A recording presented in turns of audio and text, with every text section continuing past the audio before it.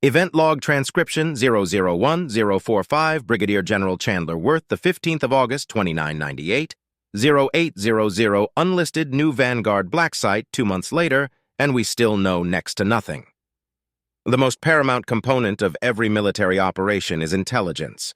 To even consider fighting an enemy, you need to know and understand them, their capabilities, their strategies, what drives them, what demoralizes them, how they think, how they eat, how they breathe, how they like their breakfast made in the morning.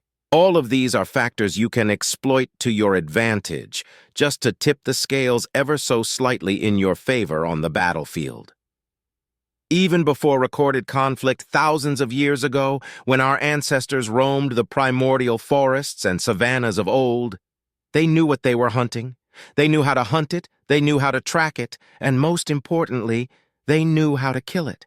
These are things they understood long before they even contemplated the hunt. You don't set out to hunt something you know nothing about. That's just common sense. And up until now, no soldier has been sent into a battle without knowing what they were going up against to some degree or another. So you can see our frustration when after 2 months of steady, soul-crushing conflict, we still don't know jack shit about who or even we're up against. Yeah, we know what weapons they use, but those very same weapons become useless once in our hands. Sure, we kind of know what they look like, but once killed, the deceased just become a pile of liquid flesh encased in rigid armor, entire platoons of lifeless masses giving us next to zero information about what they once were. The lengths they go to just to ensure even their anatomy eludes us is astounding. Moreover, our best scientists are still months away from reverse engineering, even their most basic systems that we managed to scavenge from the fallen. Locating downed enemy crafts also proved futile, as we would send out search parties to the crash sites, only for them to report back piles of ash and dust in the still scorching craters. Fighting a faceless enemy isn't just a nigh impossible task, it's a terrifying one. Standing across from me now was a captain who, only months prior, I would have called my enemy, and he the same. Our nations, then locked in a bitter Cold War, now worked as one and the same. I guess these things we're fighting saved us in a way. How ironic is that? They stopped us from slaughtering billions just so they could do it themselves. Mere days before their arrival, I was overseeing an entire division on standby in case the Reds made any move in our direction. Their missiles to the south, not 500 miles from my home, and ours even closer to theirs. The world was teetering on the edge of collapse, and we were all one shitty decision away from complete nuclear annihilation. Guess we can thank these things for one thing after all. They gave us a goal, an ultimatum, one we had long forgotten about in our centuries of complacency and comfort. Survive, no matter what it takes, no matter who it takes, and no matter how long it takes. Just fucking survive. So the sheer shock on my face was impossible to conceal when this captain entered my office and gave to me, in my opinion, the most critical information this war had ever seen, or might ever see for that matter. I've been known to be a rather difficult one to read. Maybe that's why I've gotten so far in this line of work. But even the most stoic of officers would have dropped their stonewall facade at what he was about to tell me. Alive?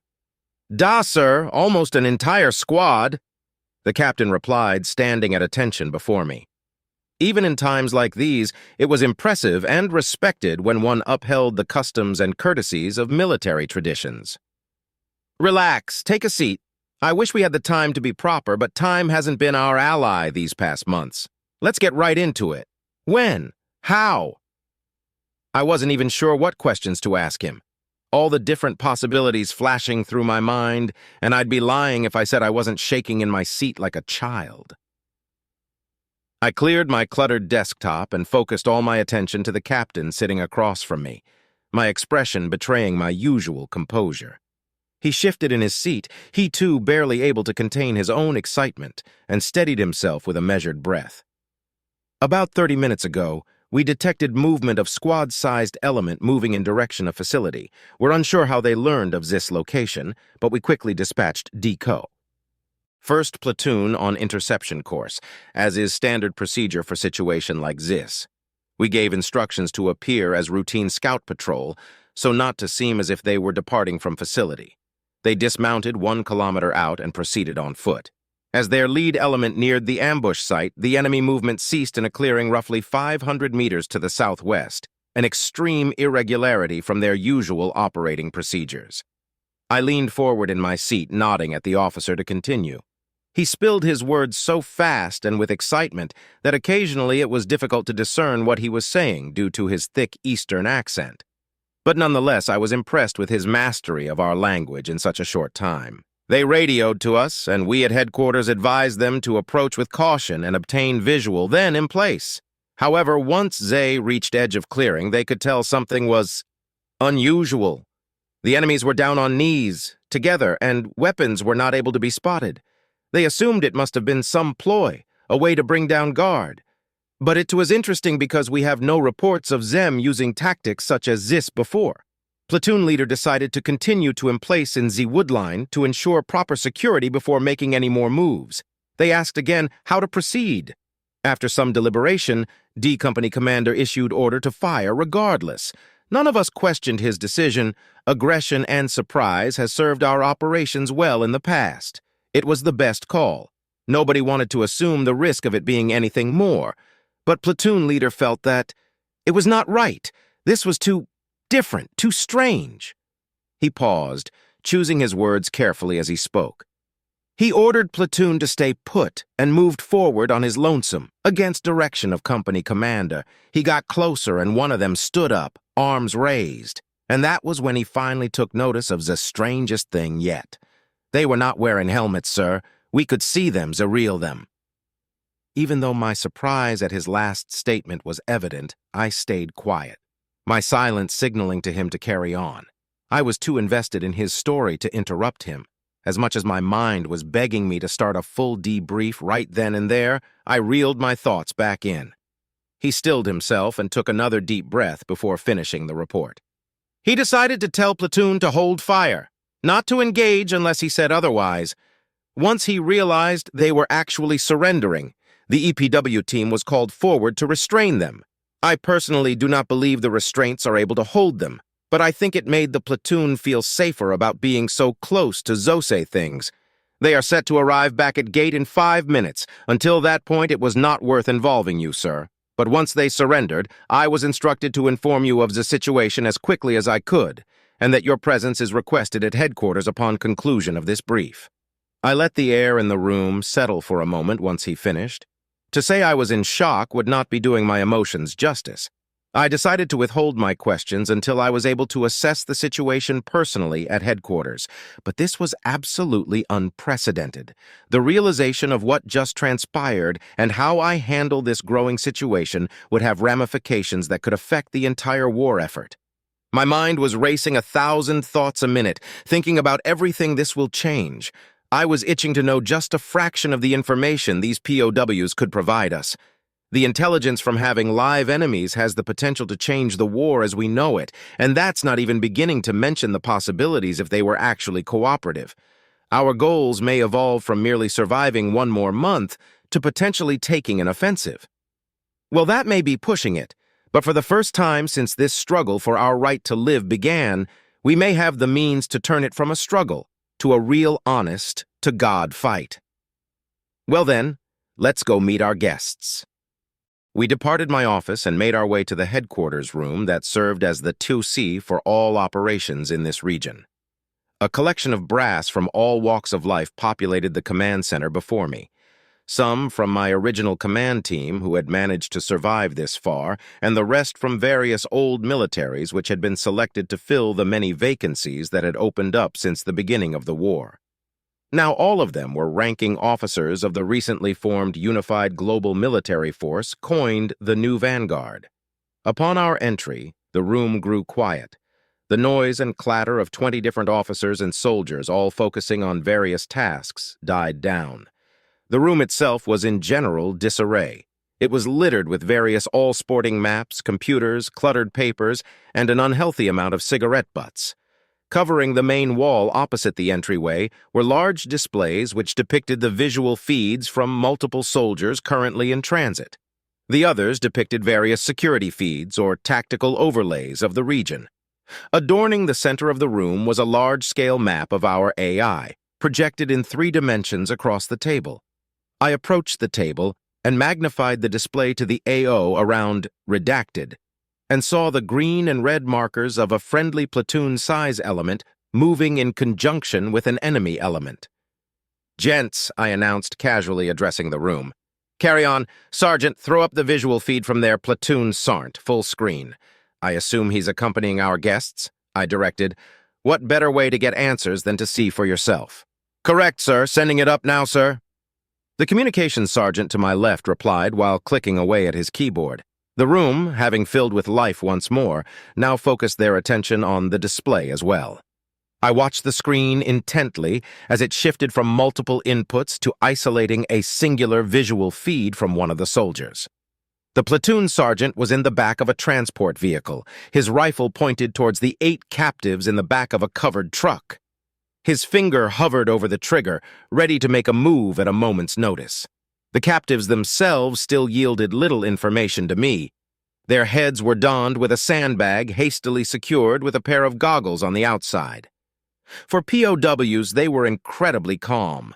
Their motionless demeanor was ominous in the green-filtered display, while our soldiers in the back of the truck looked nervous to no end. The ping, requesting entry to the main gate, sounded off across the room. I gave a nod of approval, and the airlock of gates were opened for our returning convoy. I looked over to the commander of D Company, who was on the radio with what I assumed was the PL. "Tell Platoon SART to isolate the one who stood out in the field, separate him from the rest and have him sent to one of the interrogation rooms. The rest of them to the block. None of them are to be in a room together. Understood?" "Of course, sir," hailing him on the radio now. "Captain Arkhipov," turning to the officer who had briefed me earlier, "cease all other tasks and gather the rest of the intelligence team, along with the translation contractors, and meet me in the interrogation block. You got 10 minutes. Major Maselli, find Dr. Fraser and have her meet us there as well. Let's get this rolling, gents. No time to waste. The rest of you continue defensive operations as normal. Notify me of any significant developments, along with any and all movement detections within a 100-mile radius. I'll be damned if anything tries to interrupt us today." With that, I walked out of the room, hearing everyone rush to get their tasks done behind me. Taking advantage of the momentary lapse in responsibility, I decided to scrounge up my morning coffee. Even though my heart was already racing with the chemicals of excitement, and I probably didn't need it, I still liked to have a semblance of routine. It helped ease the mind in uneasy times. I made my way towards the wing of the facility responsible for securing high-risk prisoners. It had seen so little utilization as of late that last week I was considering having it repurposed to additional storage and maybe even a theater. The Joes tended to get bored when cramped up hundreds of meters inside a mountain for weeks on end. They probably would have liked that. Though now I was glad I tabled that decision.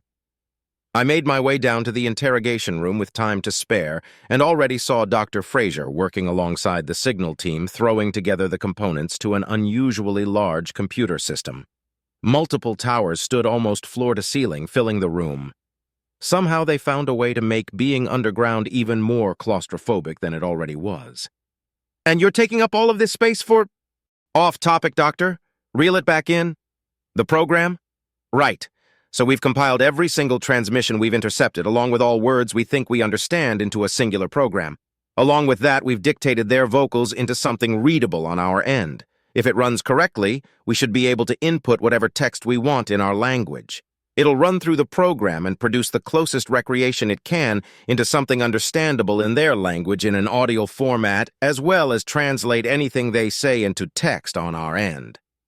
By the time she had finished her explanation, the rest of the requested personnel had filed into the cramped room, some standing shoulder to shoulder in an attempt not to knock over the large computer components. I made my way over to the desk underneath a large one-way window to witness our reason for being here being led into the room. The soldier escorting the creature secured its restraints to the table and chair before stepping back, keeping his sidearm trained on it at all times. "Doctor, get the software running. Whatever it says, relay to me through the intercom. Go ahead and start recording."